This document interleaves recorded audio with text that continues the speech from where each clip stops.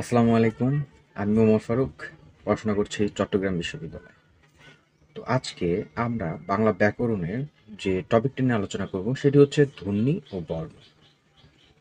এর আগে আমরা বাংলা ব্যাকরণের ইতিহাস এই টপিকটা নিয়ে পড়াশোনা করেছিলাম। তো এখন এর পরের যে টপিকটা সেটা হচ্ছে ধ্বনি ও বর্ণ। এখান থেকে প্রতি বছর আহ, বিশ্ববিদ্যালয়, চাকরি সব ক্ষেত্রেই প্রশ্ন হতে দেখা যায় এবং প্রত্যেকটা জায়গা থেকে কোশ্চেন হয়। যেখান থেকে কোশ্চেন হয় আমরা সংক্ষেপে সুন্দর মতো আলোচনা করার চেষ্টা করব। তো চলো স্ক্রিন চলবে। ধ্বনি ও বর্ণ, আজকে এটা নিয়ে আলোচনা করব। স্বরবর্ণের পরিচয়, প্রথমে স্বরবর্ণের পরিচয়, যেগুলো পরীক্ষা আসবে শুধু সেগুলো নিয়ে আলোচনা করব, অতিরিক্ত কিছু জানার দরকার নাই। তো চলো প্রথমে দেখো, স্বরবর্ণ 11টি। স্বরবর্ণ কয়টি? স্বরবর্ণ হচ্ছে 11টি। ওয়েট,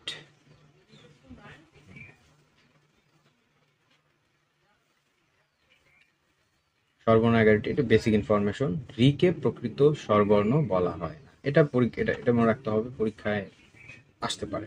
কঠিন কোশ্চেন করলে এরকম আসতে পারে যে রিকে প্রকৃত স্বরবর্ণ বলা হয় না। কার হচ্ছে 10টি, স্বরেও ছাড়া বাকি 10টি যে আছে সেগুলো কার।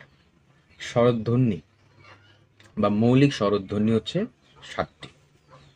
স্বরধ্বনি বা মৌলিক স্বরধ্বনি হচ্ছে 7টি, রাইট? আচ্ছা, এটা পরীক্ষা আসে, সহজ বাট আসে, অনেক সময় কনফিউশন তৈরি করে। এবার মৌলিক স্বরবর্ণ হচ্ছে 6টি।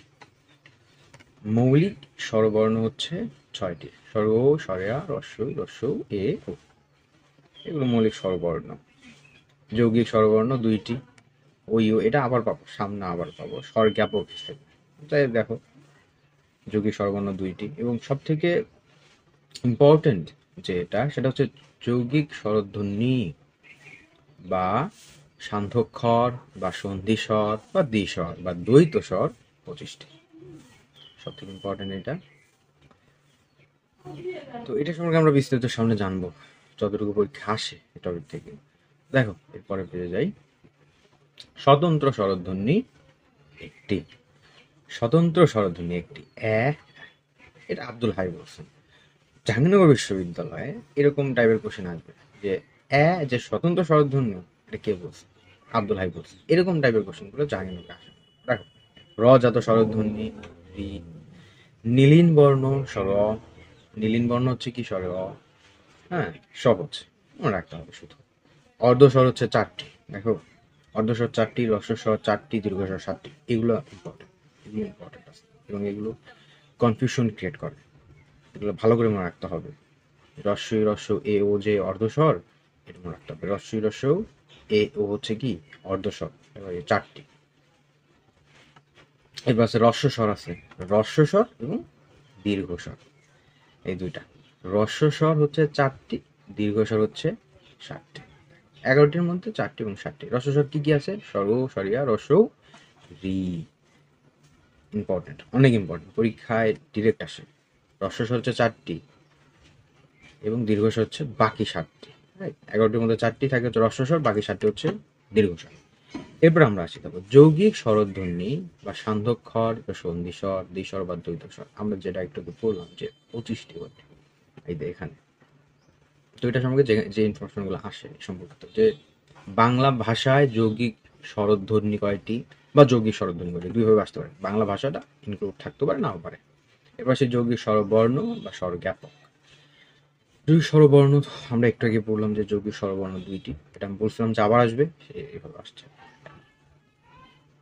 এবং তোমার ওয়েট, এই এখানে দেখো যৌগিক স্বরবর্ণ হচ্ছে কয়টি? 2টি। ওই ও, এখানে আছে স্বরজ্ঞাপক শব্দটা নতুন, এটা মনে রাখা লাগবে। তো তাহলে শুরু করি। এরপর আছে অলিখিত। অলিখিত যৌগিক স্বরধ্বনি কয়টি? 23টি। অলিখিত, অলিখিত যৌগিক স্বরধ্বনি কয়টি? 23টি। এবং লিখিত বা বাংলা বর্ণমালায়, লিখিত যা কথা বাংলা বর্ণমালায় একই কথা। যৌগিক স্বরধ্বনি কয়টি? 2টি। লিখিত যৌগিক স্বরধ্বনি বাংলা বর্ণমালায় যৌগিক স্বরধ্বনি দুইটি। কি কি? ওই, ও, ওই, ও, মনে রাখতে হবে। প্রত্যেকটা লাইন থেকে কোশ্চেন আসবে। স্বরবর্ণ শেষ, এবারে আসবে না। এখন আসি ব্যঞ্জন বর্ণের পরিচয়। ব্যঞ্জন বর্ণ অনেক পড়াশোনা আছে, সবগুলো থেকে যেগুলো পরীক্ষা আসে, হ্যাঁ, যেগুলো জানা উচিত সেগুলোই। ওয়েট, আচ্ছা দেখো, বেসিক ইনফরমেশন। ব্যঞ্জন বর্ণ 39টি, 39টি ব্যঞ্জন বর্ণ। ব্যঞ্জন ধ্বনি হচ্ছে 30টি, রাইট। এবং 9টি, এখানে 9টি ব্যঞ্জন ধ্বনি নয়। ব্যঞ্জন বর্ণ হলো ব্যঞ্জন ধ্বনি নয়। ব্যঞ্জন বর্ণ 39টি হলো, ব্যঞ্জন ধ্বনি হচ্ছে 30টি। ফলা হচ্ছে 6টি, 6টি ফলা। জরল, নবম, এভাবে মনে রাখা যায়। জরল, নবম। জ ফলা, র ফালা, ল ফালা, ন ফালা, ব ফালা, ম ফালা, এগুলো মনে রাখতে হবে। এরপরে ব্যবহৃত ধ্বনি 41টি। ব্যবহৃত ধ্বনি 41টি। পরীক্ষায় এগুলো ডিরেক্ট আসে, তো সেই কারণে এইভাবে দেওয়া হয়েছে যে ব্যবহৃত ধ্বনি 41টি। কীভাবে? স্বরধ্বনি 7টি, ব্যঞ্জনধ্বনি 30টি, আর অর্ধস্বর 4টি, টোটাল 41টি। 41টি হচ্ছে ধ্বনি। এরপর আসি ছক। এরকম ছক আছে, আরো একটা পেজ আছে। তো এই ছকগুলো খুবই ইম্পর্টেন্ট, আমি 30টা দিয়ে দিচ্ছি। খুবই ইম্পর্টেন্ট, প্রত্যেকটা পরীক্ষায় এখান থেকে ডিরেক্ট কোশ্চেন আসে। শুধু মনে রাখতে পারলেই এখান থেকে একটা নাম্বার বা 2 নম্বর এনশিওর করা যায়। ক থেকে ম প্রতিষ্ঠিত স্পর্শ বর্ণ, বর্গীয় বর্ণ, ডেভিনেশন তারণজাত, ডিরেক্ট আসতে পারে। অন্তস্থ, বয়সন র, ল, ব, এগুলো অন্তস্থ বর্ণ। এগুলো কি? অন্তস্থ বর্ণ, খুবই ইম্পর্টেন্ট, সব জায়গায় ডাস অন্তস্থ বর্ণ। ওকে, এরপর আসি বয়সন র। বয়সন র কম্পনজাত প্লাস অন্তস্থ। অন্তস্থটা আমরা দেখলাম, এবং এক্সট্রা করে আসে কম্পনজাত। এরপর হচ্ছে ল, পার্শ্বিক প্লাস অন্তস্থ। এরপরে দেখি, এরপর আছে উষ্মবর্ণ, উষ্মধ্বনি, শীষবর্ণ, শীষধ্বনি। দেখো, উষ্মবর্ণ এবং উষ্মধ্বনি এ সম্পর্কে যদি একটু ওয়েট।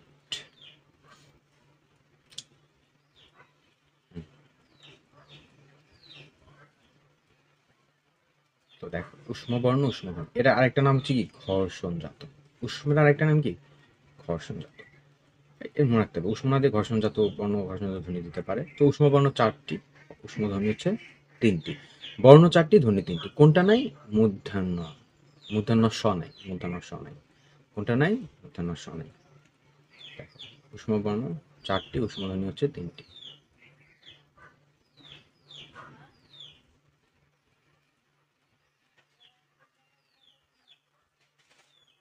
কি হইতেছে?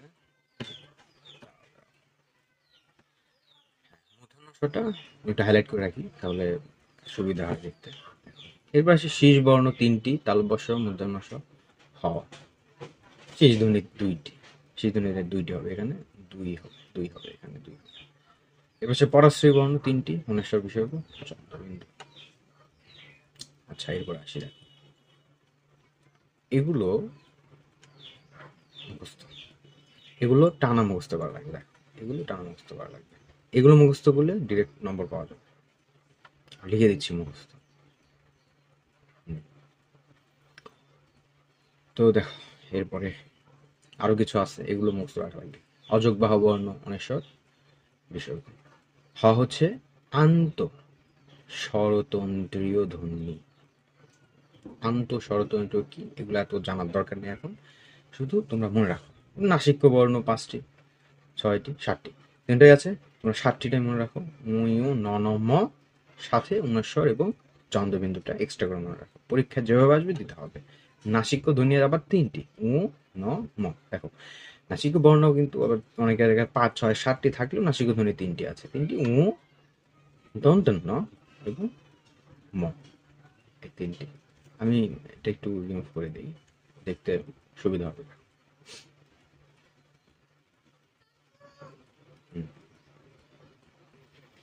এবং এই নাসিককে আবার বলা হয় আনুনাসিক, এটা মনে রাখা লাগবে। তো আজকে এই পর্যন্তই। এর বাকি যে অংশটা, সেটা আমরা পরবর্তী ভিডিওতে আলোচনা করবো, এবং পরবর্তী যে অংশটা আছে, পরবর্তী ভিডিওটা, সেটা অনেক ইম্পর্টেন্ট, এখান থেকে কোশ্চেন তো আসেই, এবং এটা হচ্ছে এই ধ্বনি এবং বর্ণ টপিকের মধ্যে সব থেকে কঠিন যে পার্টগুলো ওই ভিডিওতে আমরা আলোচনা করব। তো টাটা।